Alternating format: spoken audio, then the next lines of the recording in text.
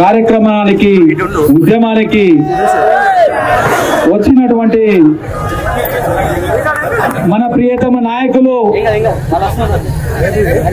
సమాజంలో అసమానతలను రూపుమాపడానికి సమాజ స్థాపనకు సామాజిక న్యాయం కోసం ప్రజాస్వామ్యాన్ని కాపాడాలని బయలుదేరినటువంటి మన శ్రామికుడు సైనికుడు మనందరి ఆత్మ బంధువు బీసీల ఆరాధ్య దైవం బహుజనుల భరోసా మన తీర్మార్ మల్లన్న ఈరోజు హాలియాకి రావడం ఈ ప్రాంత బిడ్డగా చాలా సంతోషంగా ఉంది.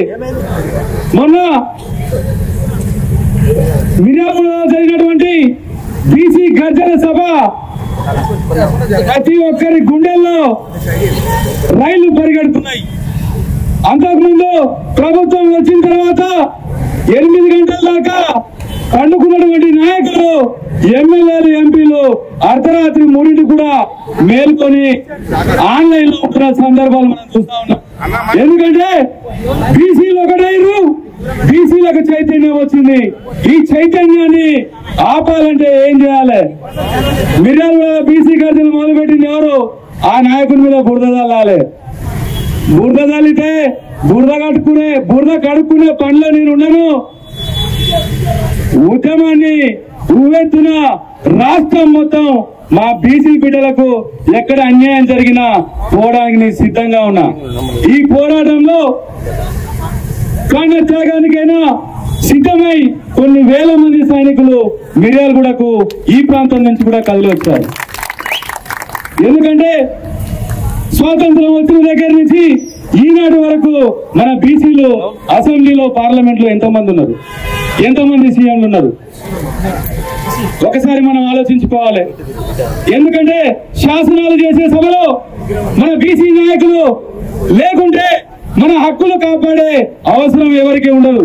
ఈ రోజు కవయిత్రి మల్లబాంబ విగ్రహం, మన తెలుగు తొలి కవయిత్రి, రామాయణం తెలుగులో రచించినటువంటి అమ్మ మల్లబాంబ విగ్రహం పెడితే మీకంత కళ్ళకుట్రా?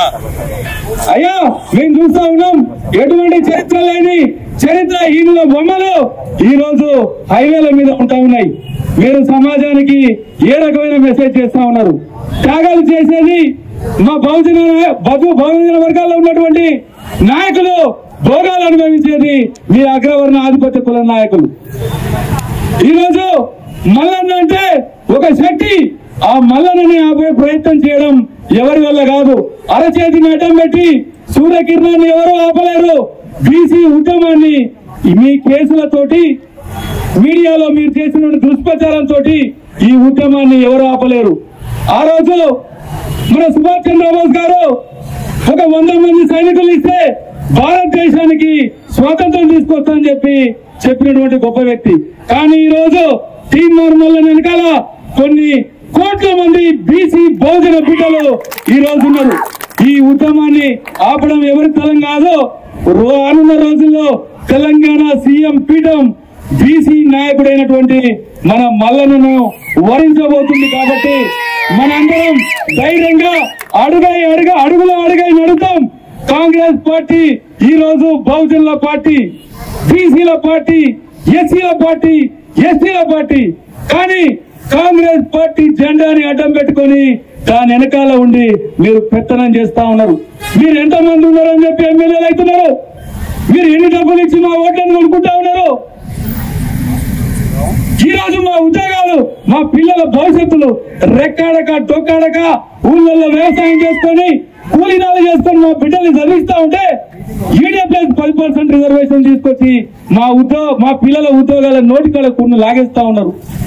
29 జీవో తీసుకొచ్చి మా రిజర్వేషన్లని మాకు దూరం చేసి మా బతుకులని మీ ఎండ జెండాలు పట్టుకొని తిరిగి ఓట్లు నమ్ముకునే పరిస్థితికి దిగజార్చే ప్రయత్నం చేస్తా ఉన్నారు. ఈ రోజు బీసీలలో చదువుకున్న మేధావులు, ఉద్యోగస్తులు ఎంతో మంది ఉన్నారు. రాజ్యాధికారం, బీసీల రాజ్యాధికారం కోసం కొట్లాడాలని ప్రతి ఒక్కరం డిసైడ్ అయినాం. కొట్లాడతాం. రేపు నల్గొండ నడిగడ్డ మీద, నడిబోటు మీద బీసీ గర్జన సభ తండు సైదన్న అనౌన్స్ చేస్తాడు.